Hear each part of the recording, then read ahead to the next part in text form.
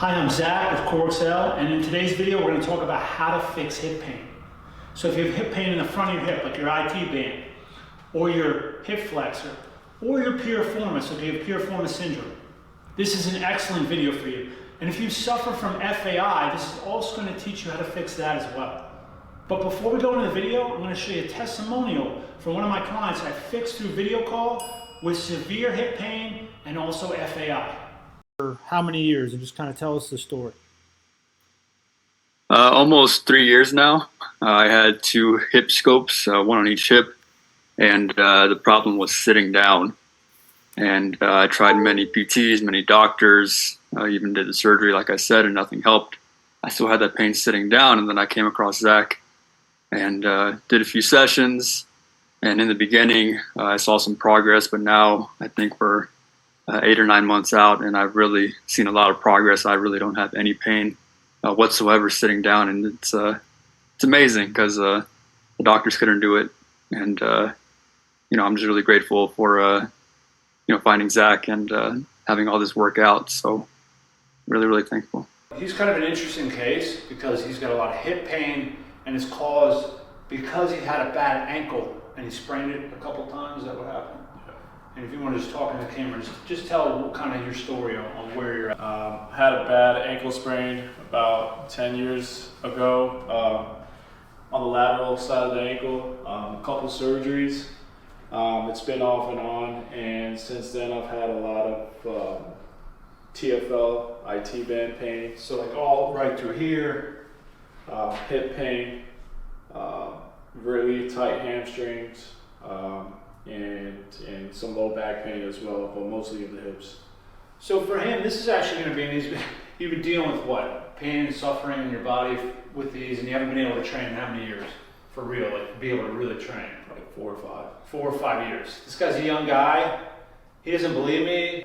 This is going to take 3 months. This is going to be very easy to fix, because what we're going to do is, and I've talked about this in other videos, is we're going to balance. Right now he has the lateral rotators are overworking, okay? Your TFL is kind of a bridge muscle. It's kind of a lateral rotator, but it's not. It does a lot of things, but basically it's piriformis, the sartorius, the bicep femoris. Those are your lateral rotators.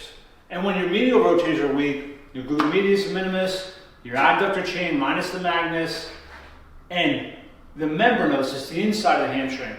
When those muscles are weak, what happens is the lateral rotators, like I explained, the TFL, piriformis, and sartorius, and the bicep femoris, all those begin to overwork because it doesn't have support from the weakness, which is, like I said, the medial rotators. So what I'm going to do is I'm going to concentrate on the medius, minimus, inside of the hamstring, and the adductor chain. And when we get those balanced out, all the pressure is going to go off the lateral rotators, and that's what's going to fix them. So we're going to show just 3 exercises, the main ones that are going to fix him. And we've shown him in other videos, but let's just see what he's going to look like with these.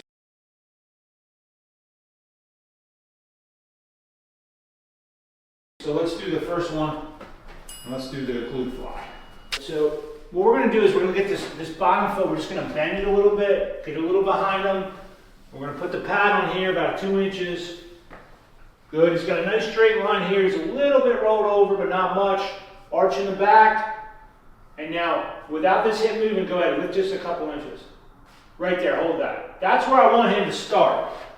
Now, if this is too, if he feels in the TFL, what I'm going to do is I'm going to rotate him back just a little bit. And then you get good at that, and then once you start getting good at that, then you rotate forward, keep your knee up. And if you can feel, do you feel the glute there? Feel that? Yeah. So that's all I'm going to do. I'm going to have him hold it and just understand how to get this glute firing here. If I squeeze my butt cheeks together, there's a half moon shape right here. This is where he wants to feel that. Let's do the other side. So I'm going to have him practice most exercises you only do twice a week. Do it more than that, especially in the initial stages, you get irritated. With this exercise, once I see the client understands how to lock in, they don't feel any compensations, have them do it 3 times a week. Watch what happens. With this side, he's 2 turned down. So come up with the knee, Now if I move shifting back just a little, more intense there. Okay, so what happens is, just hold that, he's in a good position. What happens is, if you're right-handed, when I swing or I throw, I'm constantly rotating into this left hip. So when I turn down, it's going to want to rotate farther this way. So mainly on your non-dominant leg side, that's where you got to really watch and make sure that the client's not over-rotating down.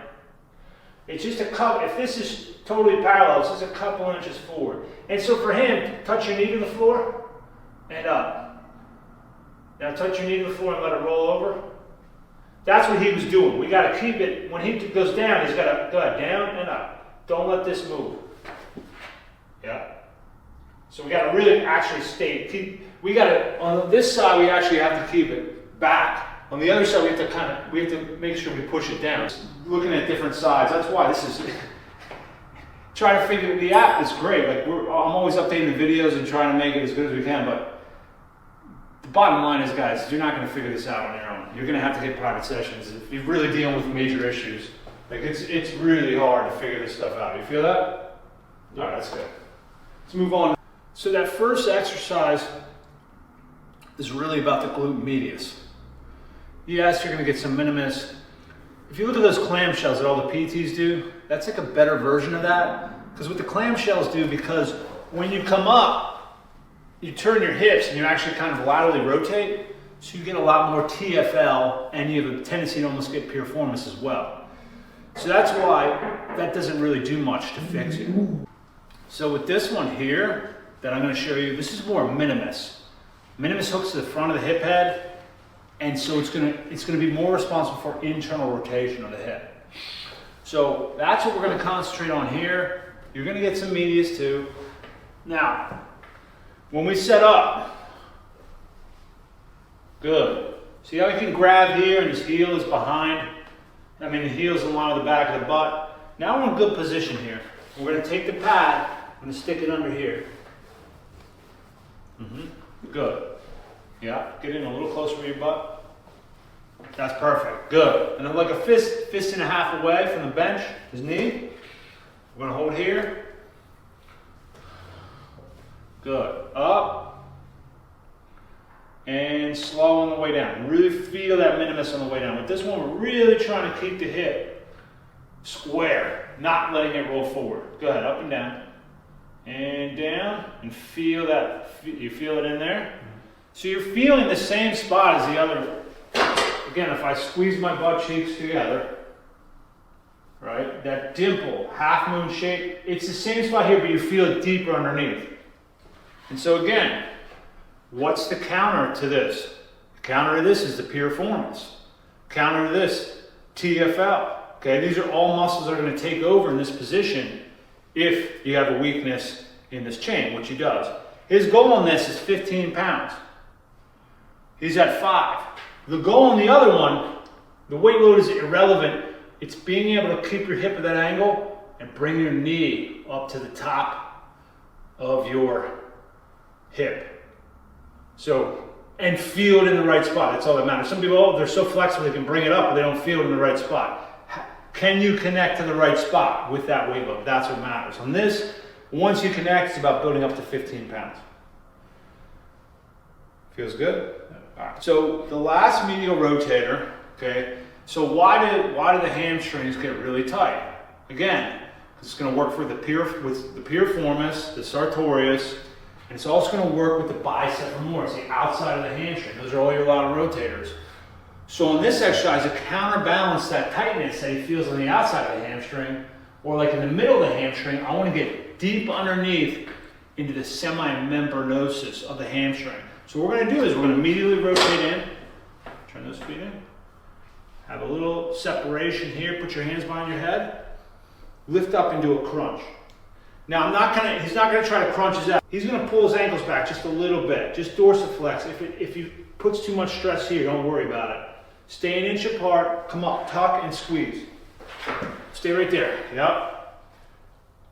Do you feel the inside of the hamstring working? So he wants to feel that. Right here. Some people are so stiff that I actually have to start them just more here and just get their hamstrings going. But We're gonna turn them in, go ahead, turn them in. Is that okay? And then up and down, give me 15, 20 reps. Go ahead, up, down. And I'm gonna, it's called skiers. We're just gonna, this is the next advancement. I kind of get the client to understand where the muscle should feel. And I take a little angle. Keep your weight here, come up, tug and squeeze. Same technique, and put the pressure here. And now put your hand on the floor. Yeah, for balance. Keep your head up and down, same thing. If you start feeling knee pressure, something like that, just put more weight on the outside leg. But this is the working leg. Feel that? Okay, so that's, again, we're going to counterbalance the lateral with the medial. Medial, that's good. Medius, minimus. Those are your two main medial rotators. Now, inside of the hamstring, membranosus. Last muscle group, the adductor chain. We're going to get some magnus, but really the magnus is not involved in medial rotation. But you know, when you're working the groin, you're still going to get that. We're going to get the other adductors in the chain. So the last piece, we're going to work this adductor chain here. Okay, go ahead, push, feel here. So we just want to feel it here. We don't want to feel it up into the hip flexor. And that feels good right there? Yeah. And I might have them start, go ahead and just come over here with this foot in a little bit more towards the body. All right, if he gets out too far, this is going to create a little bit more medial rotation, but you got to be at another level with this. So I'm going to have him start here just so he can adapt to this and make sure he can feel it in the right spot. Okay, go ahead. That's good, babe, if you want to go back. Okay, so the next level to this, let's see if he's ready. We're going to move this up a little bit and we're going to move it out. And we're going to turn his hips. You know, put more pressure onto this. Yeah. Good. And you want that against the wall. So just, yeah. And push. Can you still feel it here? Yeah. So his adductors are working pretty well. Okay, in fact, he's probably ready for the big ball squeeze. If you can do that and not, you don't feel any hip flexor, all through the groin. So he's ready probably for the next advancement with this. Let's do the other side and see how you do. So with this one, you want to be close to a 90-degree angle. His feet are up on the wall, and now you just squeeze. Just put your hands here, squeeze, and relax. And do you feel it all through here, nothing up into the hip flexor? Yeah, I can feel that. So he's at like 90 degrees. If he started feeling hip flexor, I'd move him back a couple inches. So rather than being at 90, I'd have him be more here. But he's just squeezing in and out. Go ahead, in and out. So then how do we address the ankle? So if you, go ahead and stand up. And now, if he, remember when we got done with the last session, how you said like, hey, there feels like there's pressure off my ankle. Yeah. So if I can get all these medial rotators to work correctly, now it's gonna, because when the ankle goes out, then the hip goes out. So I gotta restore the hip. Once the hip's restored, it's gonna take pressure off the ankle. Now, I'm not gonna have him work too much on the ankle. There are some things I'm gonna do, and that's in our phase 1 ankle program. Very easy stuff, just to start getting the function back of the ankle. And then we start using a slant board and doing different cavities where you're rolling out and things like that. But it's really important to understand, like, you are not gonna fix someone's ankle if you don't fix their hips. You have to fix the glutes, fix all these different chains. Once they're fixed, then you can go back in and start strengthening the ankle. And then you're gonna get results because the ankle's gonna realign. Because of the hip's off, it's gonna screw everything else up. So that's important to understand.